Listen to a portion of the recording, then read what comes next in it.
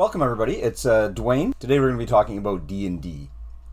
So you may have gotten a sense that I'm in what we call a very severe investigative process, trying to find the best way that I can bring Dungeons and Dragons to my players in a virtual tabletop. And this kind of thing has been going on for years now. As I switch back and forth, and I'm just trying to find that ultimate sweet spot on how to allow players to engage with the game that we're playing, but at the same time have access to all of the sort of mundane content that bogs D&D down, and basically I'm referring to the character sheet at that point. So we have lots of tools available to us, and as we start to expand our virtual tabletop options, we also have more and more options for character sheets. Right now, D&D Beyond is pretty much the de facto, the best way to bring Dungeons and Dragons to a player. It has everything they need under one hood, one space. But until the D&D virtual tabletop launches, it doesn't include a virtual table. So inevitably what you're left with is using D&D Beyond to conduct all of your moment-to-moment transactions on your character sheet, and then switching over to a virtual tabletop. Now, there are virtual tabletops that embed both, but again, a lot of these are geared towards more advanced players. That is not my typical student. Most of my games are focused on supporting kids who range anywhere from 9 years old up to 17 years old. Just throwing D&D Beyond at them is a nightmare in itself sometimes. There's just a crazy amount of math, crazy amount of numbers. So I try, and over the years I've tried simplifying it by also giving them access to everything they need. Today we're going to be talking about something that I'm probably gonna find success with. Today is yet again another HARPY video, but specifically I'm going to be showing you how I've just recently come to the realization that a character sheet design that I created could be the holy grail to having player interaction at the table. So let's dive in. What you see beside me here is a virtual tabletop map or scene in HARPY. So what I mean by that is that HARPY allows you to embed specific maps that you've created or you've imported, and allow you to utilize these maps in the form of 3D virtual tables. I'm going to show you what a typical HARPY table looks like right now. So this would be an example of a HARPY virtual tabletop. I'm going to expand it to full screen so you can see, and this is in the middle of a combat scene. But what you're going to see is full 3D rendered map. Underneath on the very bottom of this is a map that I imported into HARPY, and it exists as the play table. Along with this, I have imported and placed on the table 3D tokens that will interact on this map. And the HARPY virtual tabletop is just an amazing product. It's completely web browser based and allows you to literally import 3D tokens, whether you use paper tokens that you can create in Photoshop that are just flat, or you can import tokens directly from Hero Forge Miniatures, which is an online tool that allows you to create miniatures. Normally you would take these miniatures and you would print them off in 3D printing and take them home and paint them and put them on your table, but Hero Forge also allows for you to import them right to a digital tabletop. And so what you're seeing right there are the miniatures that I created in Hero Forge, but I have now brought them into my tabletop. So very cool stuff, and for moment-to-moment battling, this is an amazing tool. This is something that has been like life-changing for me. It really amps up the immersion of the game, and it really just, you know, makes everybody feel like they're really a part of a virtual tabletop. I said, well, this is a great virtual play space, but what if we actually designed a character sheet in this play space? What would that look like? So I set about in Photoshop, and I created a virtual tabletop that has the character sheets itself on the tabletop. Now, one thing to note about HARPY is that players can actually switch between scenes themselves. They're not beholden to the Dungeon Master in which scenes they see. So on their screen, they can click on any of the scenes that they have permissions for. So that would include a scene like this, where I actually went and created a character sheet. So what I did is I created what it would look like to have this player's character sheet sitting on a table in front of them. Now you're probably wondering, like, why would I do that? Why wouldn't I just give them their character sheets printed off if that's the case, right? Why replicate that in a virtual environment when they could have it in a real environment? Well, there's a couple reasons for it. One, we're playing online Dungeons and Dragons. The goal of online D&D is to keep the focus on as minimal or on as few screens as possible to keep the players engaged with what's happening. Once you start giving them handouts in person, giving them real dice in person, giving them a D&D Beyond character tab in person, and then telling them to focus on a virtual tabletop so they can move their miniatures, you've now split their attention in numerous ways. And that might not sound like a lot, but when you're dealing with neurodivergency and you're dealing with younger kids who have shortened attention spans, it's just a nightmare. So what I did is I recreated what it would look like on a table in front of them in an ideal situation and gave it a little bit of visual flair. But they can now access this scene entirely, so they can't actually move things around on the scene to distract them. This is just a little photo, a JPEG image of their character sheet sitting on a table in front of them. There are some things that are going to help though. Let me just break it down for you. So if you're key on visual learning, one of the things about visual learning is that having information tied to specific visual components is a better way to learn. So what I mean by that is if you have a wall of text and you're teaching to a visual learner, that child or that student isn't going to learn. But if you broke that wall of text up into different visual components, say a box over here, or a circle over here, or a triangle, their eyes are drawn to the different visual components that you're putting in front of them. Now, if you take that up a notch, in my case, for example, you start looking at things like video games and other cartoons and stuff, you can really see how this is beneficial. Having icons, having graphics that call out or draw attention. It's essentially what I've done here is that we have 3 basic character sheet layouts. This would be normally a printed out 3-page character sheet. But what I've done is I've put in key visual clicks that people are going to go, hey, wait a minute, what's that? And there's going to be information tied to it. Not only that, but as one of my parents pointed out, the ability to zoom in on this table is key. So, you know, whether that be vision impaired or people like myself who just can't see at 50 years old, you can now zoom in on this character sheet, such to the point where if you need to focus on something, that item can be zoomed in on so that the player can have it there in front of them for as length of time as he needs it. I have thrown in some manipulatives. These were designed specifically for players who have shortened attention spans. The ability to pick up a tabletop miniature of their own, zoom in, look at their tabletop miniature. Not only does it serve to keep their character's visual image front of mind, but it also just gives them something to do while they're waiting around and just sort of waiting for their turn. You know, it's kind of like a virtual fidget, if you will. Now, I have designed these character sheets to be very simplistic in design. The point of this is not to put all the information in front of the student. And what I mean by that is that if you look at a D&D Beyond, everything's clickable.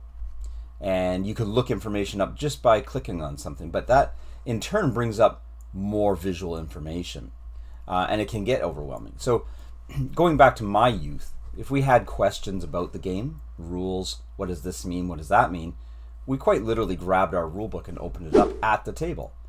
This was normal, this was common, and this was accepted.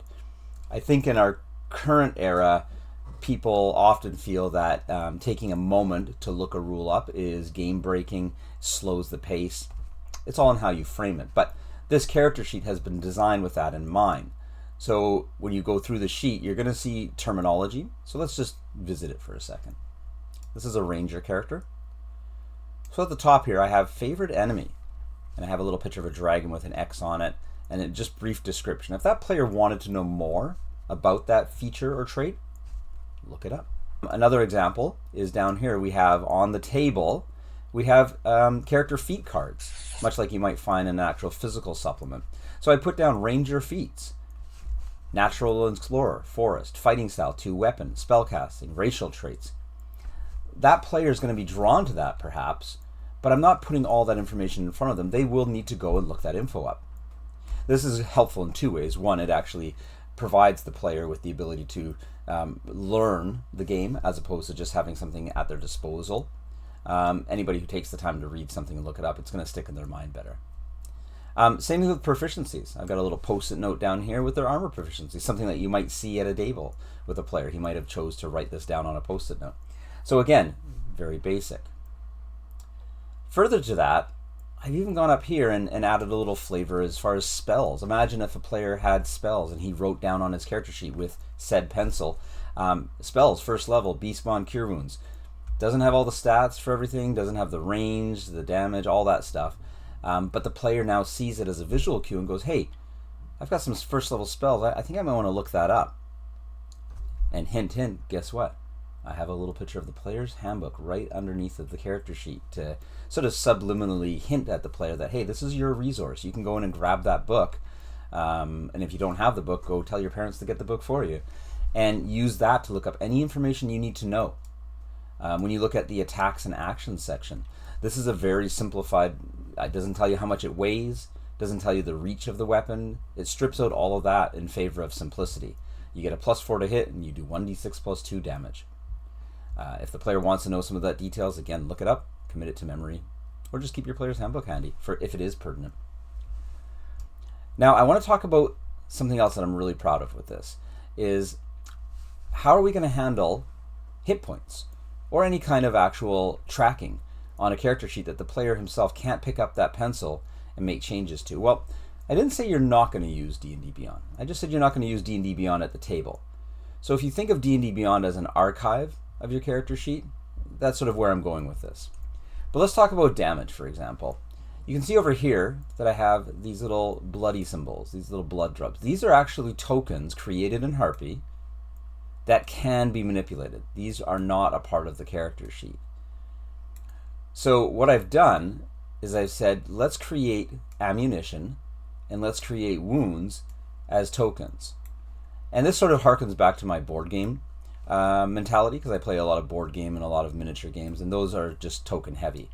So let's apply that here. So during the course of a game, a player normally would go into his D&D Beyond character sheet and he would change it from a 12 to a 10 to an 8, and again, just numerical, but leaning into the visual learning side of things. If I say you've just taken 5 hit points of damage to the player, he can come over here, grab his tokens, and he can just drag these tokens right over here onto his hit point section right there. And he sees that he has 18 hit points as his total. But as he starts adding these wound tokens, we'll call them, he's going to start seeing them pile up. He now has a visual tool at his disposal, not just a number, but a visual tool to say, oh my goodness, I've suffered 5 wounds. And then he can obviously go back and do the math and see how much he has left.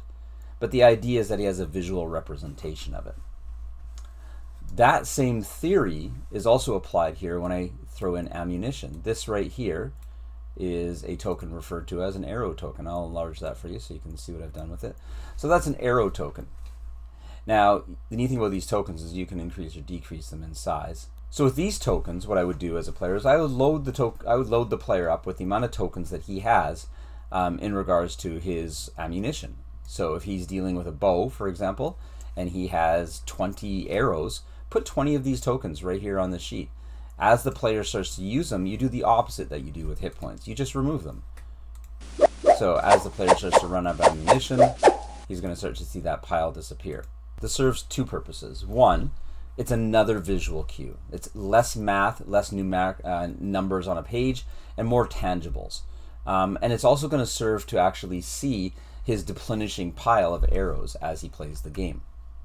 So those 2 little elements, and you can apply that to other aspects of the character sheet as well. One idea that I've had is gold coins, for example. I didn't want to clutter the table with too many tokens, so I kind of zeroed in on the important ones, ammunition and health. But by all means, if you wanted to add in experience points as a token pile, you could do that. You could create a token that said XP on it and have that little pile sitting there. But when you're starting to deal with huge numbers in XP, you might want to consider making like denominations of 100 or whatever the case may be to represent sort of those larger numbers. Another thing you could do is spell slots. If you actually had a player who wanted to track his spell slots visually, you could create a pile over here by the spells and have magical tokens and say, you know, deduct them as you use them, kind of thing. The sky's the limit in creating tokens within HARPY. So feel free to. But the key elements here is you want to create a play space that's not too cluttered. It simulates sort of what the player might see at the table himself or herself. And obviously these sheets exist in a moment of time. So as the player increases, you would go back into your archive, replace these sheets with newer sheets. These screens, these scenes, are logged. They don't go away just because you close HARPY. So if you're in the middle of a play session and a character's taking wounds, those tokens still stay there. So this is sort of my new way of bringing an interactive character sheet to my player. I'd love to hear your ideas on how I can evolve this, but right now this is what I've got, and I'm going to be playtesting this out. I have spoken with the developers on HARPY, and they've indicated that digital dice is also, visual digital dice, 3D dice that is also an opportunity they're exploring. So that means that at some point the players will also be able to do dice clicking and see that visually represented. In the meantime, I would recommend them getting their hands on some real dice. As long as you have complete trust that they're going to adhere to the honor system, just let them roll real dice at their own personal desk and just send the result to you, tell you the result. And that also means that they're going to be paying attention to their character sheet now, because they're going to be looking at things like, what is my bonus? What do I get to modify this with? Rather than just clicking that button and letting the computer do the work for them. It's going to add some learning, and hopefully it'll add some visual stimulation as well as ease of access to players who are playing at your online table. So thank you for tuning in. This is another video in a long series of HARPY videos, but I think this one's a little unique in that it might actually help some of your younger students out there. To all my Maverick Game students right now, I'll be trying to implement this in the weeks to come. So if you have any questions, reach out to your parents or reach out to me directly on our Discord channel, and I'll do my best to walk you through it. Thanks for tuning in. Have a great day, guys. Hi, before you go, I need your help. I'm trying to grow the exposure of what we do here at Maverick Games. My goal is to actually bring information to parents and students around the world in hopes that they can see gaming as a path forward for learning, academics, and even support of neurodivergency. Please subscribe, make sure you click on those notifications, and I hope that you'll find content here that will be helpful for you and maybe others. Thank you very much, and thanks for tuning in.